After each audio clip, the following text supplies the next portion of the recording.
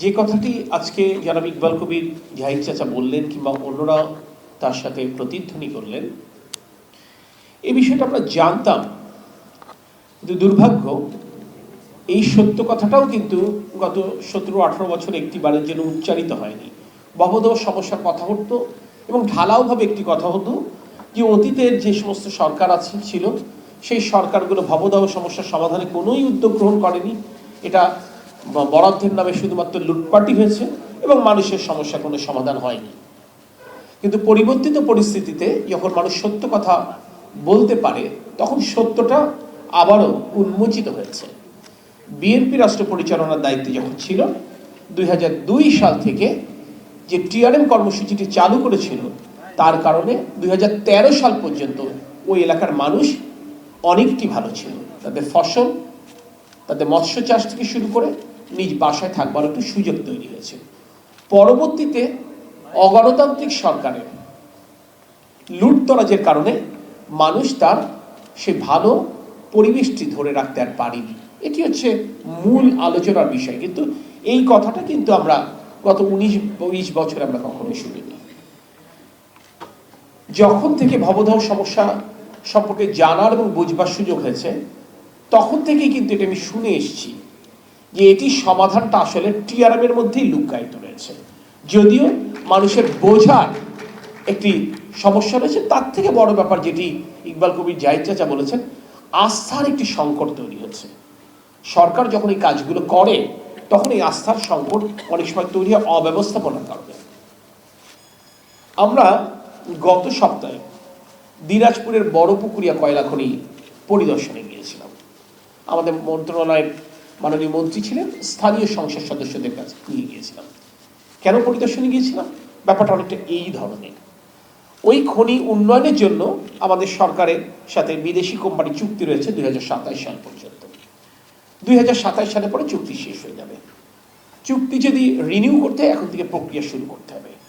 প্রক্রিয়া শুরু করতে হলে 6টি জায়গায় বোর খুঁজতে হবে এবং জমি অধিগ্রহণের প্রস্তাব করেছে। এই উদ্যোগ যখন নেওয়া হচ্ছে তখন এলাকাবাসীর সাথে প্রতিবন্ধকতা সৃষ্টি করছে। তাদের বক্তব্য হচ্ছে অতীতে আমরা ক্ষতিপূরণ যথাযথভাবে পাইনি, আমাদের অতীতের দেনা পাওনা বুঝিয়ে দিতে হবে, না হলে আমরা কাজ করতে দিব না। ইন্টারিম গভর্নমেন্টের এই পিরিয়ড এভাবে স্টাক অবস্থায় পড়ে থাকলো প্রায় 2.5 বছর, কোনো কাজ হলো না। আমরা সরকারের দায়িত্ব নেবার পর আপনারা জানেন যে নিরবিচ্ছিন্ন জ্বালানি সরবরাহ করার ক্ষেত্রে আমাদের একটু বেশি মনোযোগ দিতে হয়েছে। অবস্থাটা স্থিতিশীল হবার পর আমরা সেখানে গেলাম। যাবার আগে ওই এলাকার যে সংসদ সদস্যবৃন্দ তাদের সাথে আমরা কথা বলেছিলাম এবং যে কথাটি আমরা স্পষ্টভাবে বলেছি জনপ্রতিনিধিদেরকে, অতীতে কি হয়েছে সেটা ভুলে যেতে হবে, কিন্তু ক্ষতিগ্রস্ত মানুষের যদি যথাযথ তালিকা প্রণয়ন করা যায় এবং এই প্রণয়ন করবার ক্ষেত্রে যদি জেলা প্রশাসনকে, উপজেলা প্রশাসনকে যদি জনপ্রতিনিধি, বিশেষ করে মাননীয় সংসদ সদস্যরা সহায়তা করেন, রাজনৈতিক দল যদি সহায়তা করেন, তাহলে ওই তালিকাটা নির্ভুলভাবে প্রণয়ন করা সহজ হবে। আর তালিকা যদি নির্ভুলভাবে প্রণয়ন করা যায়, ক্ষতিপূরণ যেন যথাযথভাবে পায়, আমাদের মন্ত্রণালয় থেকে দায়িত্বটা আমাদের।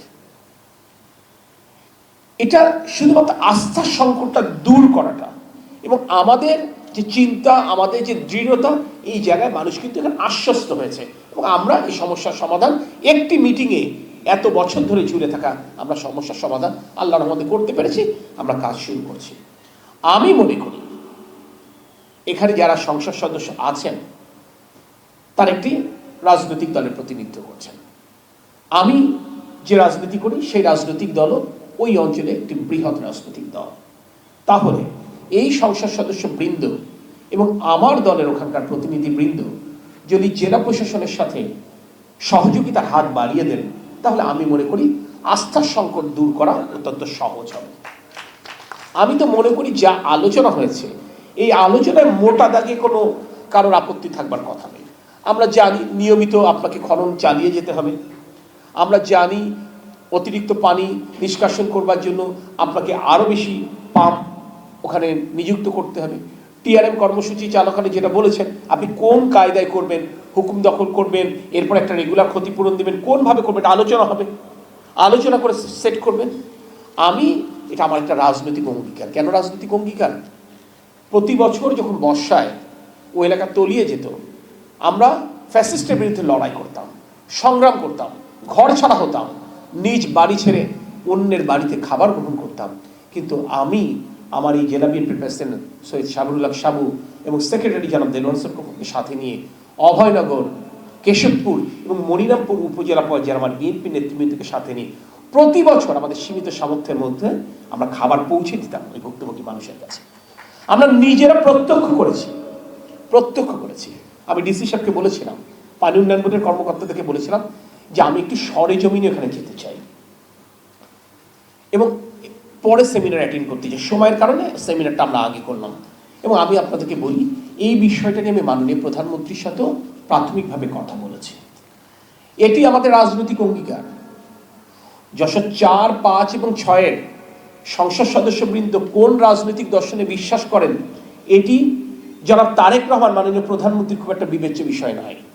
বিবেচ্য বিষয় হচ্ছে অভয়নগর, কেশবপুর, সদর, আমার মনিরামপুর, ওইদিকে ডুমুরিয়া, ফুলতলার মানুষকে এই দীর্ঘদিনের জলাবদ্ধতার অভিশাপ থেকে মুক্তি দেওয়া। এটি হচ্ছে আমাদের রাজনৈতিক অধিকার এবং এই কাজ করবার জন্য অবশ্যই আমরা তৈরি রয়েছি। আমার একটা নিজের ব্যক্তিগতভাবে এই ছিল, হয় আমি আগে যাব, না হলে আমি পানি সম্পদ মন্ত্রীকে নিয়ে আসবো, নিয়ে এসে আমরা ওই জায়গাটা আমরা দেখব। এরপরে আবার ওই অংশীজনদের সাথে আমরা কথা বলবো। প্রয়োজন হলে ওইটার ফলো আপ মিটিং যদি প্রয়োজন হয় মাননীয় প্রধানমন্ত্রীর উপস্থিতিতেও যেন করা যায় সেটি আমি নিশ্চিত করবার চেষ্টা করব। কিন্তু আমি আপনাদেরকে একটি কথা বলি, এটি আমারও রাজনৈতিক অঙ্গীকার। আমি হতে পারি সদরের, কিন্তু আমি যশোরের মানুষ। ওই অঞ্চলের মানুষের দুঃখ কষ্ট দীর্ঘদিন যাবৎ আমরা দেখেছি। তাই রাজনৈতিক অঙ্গীকারের জায়গা থেকে, যশোরের সন্তান হিসেবে দায়বদ্ধতার জায়গা থেকে আমি অবশ্যই সদর, অভয়নগর, কেশবপুর, মনিরামপুরের মানুষকে এই দীর্ঘদিনের জলাবদ্ধতার অভিশাপ থেকে মুক্তি দেওয়ার ক্ষেত্রে কার্যকর ভূমিকা পালন করতে চাই।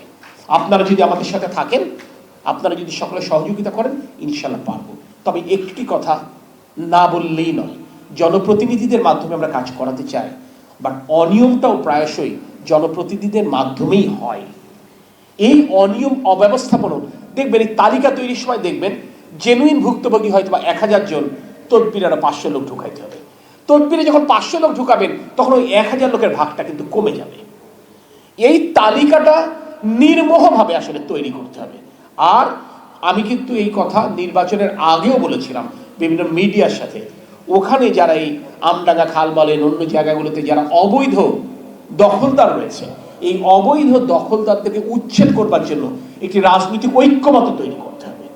আমরা সরকারের তরফ থেকে উদ্যোগ নিলাম, আমার চাচারা জামাত ইসলামী করে পিস্টান দিল, কোনো লাভ হবে না। কিংবা ওনারা এমপি বলে উদ্যোগ নিলেন, আমার দলের নেতারা পিস্টান দিল, কোনো লাভ হবে না। এটি একটি সমন্বিতভাবে যদি আমরা উদ্যোগ নেই, আমরা মনে করি এই অবৈধ স্থাপনা আমরা দূর করতে পারবো। তো এখানে মাননীয় এমপি মহোদয় রয়েছেন। দীর্ঘদিন আমরা আসলে ফ্যাসিবাদ বিরোধী আন্দোলন করেছি। যদিও আফসোস চাচাদের ভাইপো হিসেবে হোক, সন্তান হিসেবে হোক, হয়তো এখন আপন হতে পারিনি, কিন্তু আমি আমার চাচাদের সাথে আছি, আমি যশোরের মানুষের সাথে আছি এবং অবশ্যই এই অঞ্চলের ভবদাহ জলাবদ্ধতা নিরসনে আল্লাহ পাক আমাকে যতটুকু তৌফিক দিয়েছেন তার মধ্যে থেকে সর্বোচ্চটুকু করবার ইনশাআল্লাহ চেষ্টা করব।